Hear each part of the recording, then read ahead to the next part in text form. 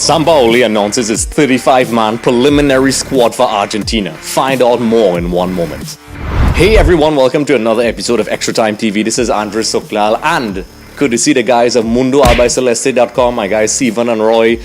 Basically, they're always on the jump when it comes to Argentine news. They are the best English-speaking news site for Argentine football. They are the best. Check them out. Steven is always supporting us and he always is on top of things. So, straight from MundoAlbiceleste.com, I saw a post where Sampaoli announced his 35-man squad. There's been a lot of cat and mouse games going on. Sampaoli seems to be misleading people, saying that ICARDI and DYBALA is not going to go to the World Cup. So, a lot of people, you can imagine, are excited and foaming at the mouth, especially Argentinian fans, to hear this squad. So here it goes. Goalkeepers: Sergio Romero, Wilfredo Caballero, Guzman, Franco Armani. Defenders: Eduardo Salvio, Gabriel Mercado, Nicolas Otamendi, Javier Mascherano, Herman Petzela, Federico Fazio, Marcos Rojo, Nicolas Tagliafico, Ramiro Funes Mori, Marcos Acuna, Christian Ansaldi. For the midfielders: Manuel Lazzini, Ricardo Centurion, who's a favorite of mine, Maximiliano Mieza, Lucas Biglia, Guido Pizarro, Enzo Perez, Eva Banega, Giovanni Lo Celso, Leandro Paredes, Rodrigo Battaglia, Angel Di Maria, Christian Pavon, Pablo Perez. Forwards: Paulo Dybala, Diego Perotti, Leo Messi, Sergio Aguero, Gonzalo Higuain, Lautaro Martinez, and Mauro Icardi. So there you have it, folks, straight from MundoAlbiceleste.com. The Argentine squad, preliminary squad of 35 has been released, and it has been announced that next week, Monday, I'm not sure if that's correct, but it seems as if that's the date where he's going to release his final 23. But let's speak about the most glaring absentees. Everybody thought that ICARDI and DYBALA was not going to be on the list. Guess what? They are. Maybe it's a smokescreen, as I said at the beginning of the video. I don't know.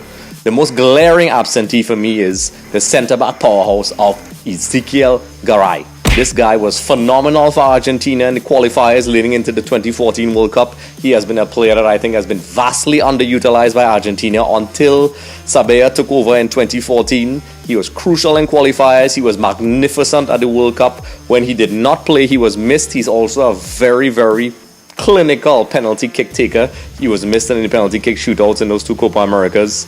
Yes, I remember them. So it's interesting that, the former Real Madrid man, now at Valencia, he was at Zenit and also at Benfica, is not on the list. There were rumors that he fell out with the Argentine Football Association, which he released and said that is not true. He released a statement recently on Mundo Albiceleste and a couple other sites that there is no issue. But we'll see, because there's a lot of misdirection and deception and news or false news or fake news. So it's really hard to really believe these things. You have to really check your sources. So who really knows the reason? Argentine squads are always crazy. Another interesting part of the squad selection, now that I look at it here, is Eduardo Salvio of Benfica, the 27-year-old who is a right wing, an attacking right winger for Argentina. But it goes to show that he's listed on the defenders list. So what it tells me is that Sampaoli is trying to address that wing-back issue, because ever since Zabaleta stepped down, there hasn't been any real replacement. And then there are rumors that Mercado, who got injured over the weekend, we don't know his condition yet, so he's going to have to be looking at alternatives. And the fact is that Salvio is definitely going to be playing a more withdrawn wing-back position with possibly, obviously the freedom to overlap just like Mercado. So Salvio is definitely a guy that I think is a bit surprising. For everybody else, I'm actually, believe it or not, I'm a huge fan of Javier Mascherano, but when I saw him in the Spain game and the fact that he's playing in China right now, seems to me that he is struggling a bit with the pace. He kind of lost a couple of steps in his running, and he looked a bit out of sorts in the qualifiers. He struggled a bit. I don't know if it's because at Barcelona he played in the centre-back position. He did not look like the destructive monster he did in 2014 and even up until 2015, 2016, up until the two Copa America losses for Argentina. He's a crucial player, but I think he should be included because he is a true leader. He's a true powerhouse, and even if he may not start, his experience and his leadership qualities will be essential to this squad. For the forwards, I think it's pretty simple. I mean, just Lanzini Centurion is a nice surprise. I liked him. I actually play with him a lot in FIFA.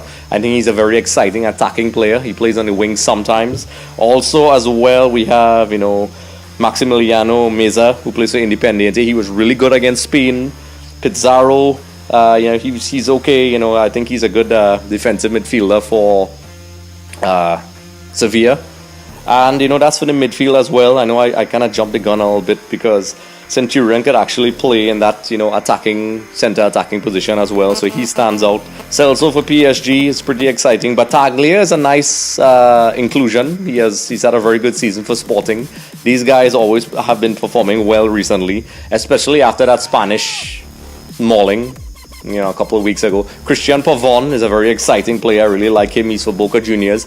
And he's definitely better than the other option. I won't even say his name, who was in the qualifiers. He missed way too many chances. Pavon looks really great. And it goes to show that maybe he's experimenting and addressing that midfield issue, which usually is not an issue for Argentina, but it seems as if that ability to have ball-playing, creative midfielders is an issue. I saw it in the last World Cup. Sabella basically dealt with it or neutralized it by playing very defensive midfielders such as Enzo Perez, Mascherano. I almost said Cambiaso, I don't know why. Biglia and these guys, because the absence of guys with that pause, which is a phrase used in Argentine football for guys like Riquelme, who stopped past the ball, control the pace of the game, very Zidane-esque. They adjusted their style where the forwards would be linked with very hard-minded, hard-tackling defensive midfielders. So, with that being said, let's head to the forwards. Honestly, no surprise there. I'm a huge fan of Perotti. I was hugely critical of Di Francesco for not using him over the two legs properly in the Champions League final. He was magnificent every time he came on. I don't know if it was a tactical thing, because a lot of people were saying, I even spoke to Stephen Hart as well, who's the former coach of Trinidad and Tobago. He said that, possibly when Salah came off, it's when Perotti was really able to roam. But I would have started him from the very beginning because that Liverpool defense was not really strong. Perotti was magnificent when he came on. In the first leg, he changed the game. So I found it was interesting. He's a very interesting wide player, and I think a very worthy addition. I'm still confused why he was not used more in the Champions League final, but we'll see. I think maybe it was tactical, and hopefully there's no injuries, because there seem to be a lot of injuries on the Argentine list. The usual guys are in there, of course. Leo Messi. Sergio Aguero has been recovering from an injury. I think he did some surgery to try and get himself fit for the World Cup. One of the issues I have with Kun Aguero, I love him, but he is always injured for international tournaments. He never really performs at his best for the national team. He had some crucial goals in 2014, but it just seems that his timing is really bad when it comes to international tournaments. With the last World Cup and the World Cup before that in 2010 in South Africa, he was, a bit part player. He didn't get much time. Higuain was really the guy who was the forerunner of the team. Aguero didn't get much playing time in 2014. He was completely off form. I actually think in the final, replacing him with Lavezzi was actually a bad tactical move. And it just seems that, Aguero, as magnificent as he is not the right guy for Argentina, not because he's not skillful, but because he's always injured. Also Di Maria as well. Who knows his physical condition? I don't know if these guys, because of their grueling schedules, it affects them. This is an issue that has been in football forever, so it's hardly anything new. And, of course, Gonzalo Higuain. A lot of people are shocked by this. And hear me out, I'm actually not shocked. I'm not shocked at all, because I think Gonzalo Higuain was going to be there anyway. He was never going to leave, because Gonzalo Higuain, yes, he chokes and he misses crucial chances. In fact, it is sometimes laughable. I personally would, if I could have chosen someone else, if I was a coach, but I'm not the Argentine coach, I would have looked for another solution, because I think Gonzalo Higuain is psychologically damaged. He was given 3 cracks at 3 finals and failed crucially in all of them. It seems as if there's some sort of jinx on this guy, because I've seen him score amazing goals, and also I think ever since he got that back injury a couple of years back, so yes, he is still clinical, yes, he could score goals, but unfortunately, in true contradictory style to what I just said, he has a tendency to miss when it matters. There are some chances. You saw it against Spain. I don't have to go over the 3 finals like I did before. He has a tendency to really choke when it matters. And if I was the coach, as I stated before, I would not carry him. But Sampaoli had a short period of time. Let's not forget, as I said before, he didn't have much time. So Gonzalo Pipita's inclusion is not entirely a big surprise for me. He was very decisive. If you look back at the Tottenham game, his attributes, which are not always goal scoring, he has the ability to create passes, hold the ball up. But unfortunately, when the big game comes, Gonzalo Higuain is just not the man to turn to. And I understand Sampaoli's hesitation in calling him because he did drop him, but I could understand to an extent why he might be a squad player but not a clinical player. And that leads us to the next guy on our list of Argentinian players here, Mauro Icardi. This guy, what can we say about this guy? This guy has been controversy personified since his days at Sampdoria and then at Inter Milan. For those of you who don't know why Icardi is so controversial, which all Argentine and Inter Milan fans and Serie A fans will know this, and maybe generally fans of football in general, Icardi, who's friends with another Argentine striker, Maxi Lopez, who's friends with Leo Messi, when they were together at Sampdoria, Maxi Lopez was married to Wanda. Now, there was a rumor that there was an affair. Well, it's more than a rumor, it did happen. Left Maxi and went with Icardi. What made it worse is that they broadcasted the pictures all over social media, and it's almost like he was bragging about it, which left a very sour taste with his Inter Milan teammates, his former teammates, and pretty much everybody who supported Argentina and the Argentine teammates. And I can understand that. It's very distasteful. You already did such a disgraceful act. At least you don't have to go bragging about it on social media. I personally have a huge issue with how it was done. I remember players like Zanetti and so on told him, ease up a bit. And he alienated himself from the squad. And I could tell you this, for those of you who may not understand this, I have been around national teams, around clubs and crucial competitions, and I could tell you this, these things matter. It's not all skill all the time. Sometimes you could have amazing players, and once you don't have that harmony in the dressing room, which is rumored to be taking place, which everybody has denied, there are rumors that Messi and Icardi don't get along. He's not part of his entourage. Even Crespo came out recently and saying he thinks that Icardi is not accepted by the team, and that's why he's not getting picked. But I could understand the logic behind it, because it shows on the field. When you don't have that camaraderie on the field, it shows, and it could affect the team. It's happened to Argentina before to a lesser extent with Tevez and Messi. There were rumors in the Copa America 2011 that Messi and Tevez weren't really mixing in terms of their passing style, and Tevez was actually not passing the ball to Messi as much as he should, and it created a lot of lack of efficiency up front, for lack of a better word. So Icardi is definitely a surprise inclusion, but listen, from a tactical standpoint, outside Gonzalo Higuain, Argentines forwards are very small in size and they're not aerial threats, which is debatable with the exception of Higuain.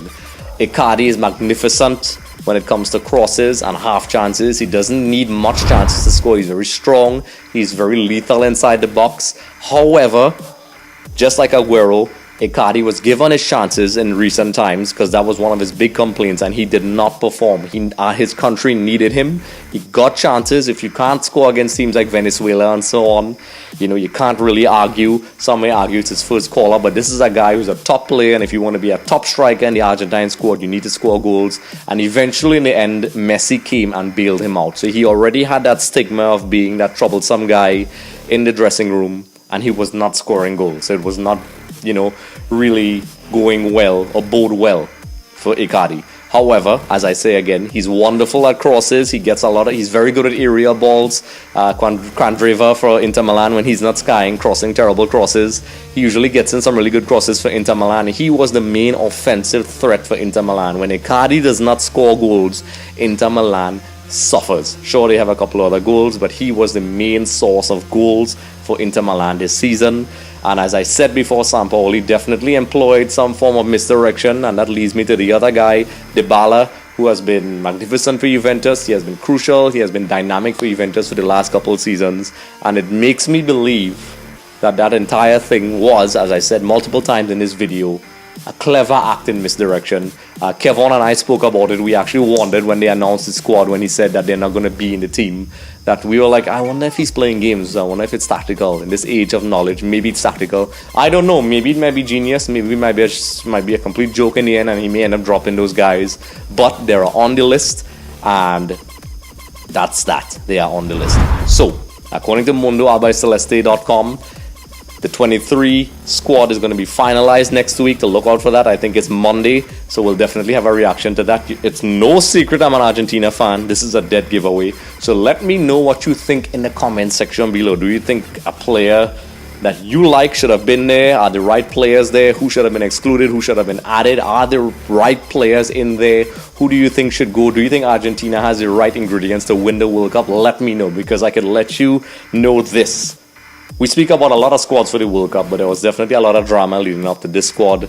and we'll see how it goes. So comment in the comment section below and let me know what you think. Don't forget to like and subscribe to our YouTube channel. Follow us on Facebook, follow us on Twitter and Instagram at Extra Time TV TT, and also stay tuned as Kevon and I do a preview for the upcoming Europa League final. Also, Kevon and I will be doing our analysis of each World Cup group leading into the World Cup. Every single group, Kevon and I will give our little reactions, our thoughts. It's a lot of teams, it's a lot of names, but we love it. That's what we love to do. And also, most importantly, our biggest project to date, EXTV and Flow Sports have a wonderful project taking place. Now I can announce it. Check it out. You guys, I have to thank you guys and gals for supporting us, because this is a major network, and EXTV started off as two guys who love football speaking about it, and now we're on a major network.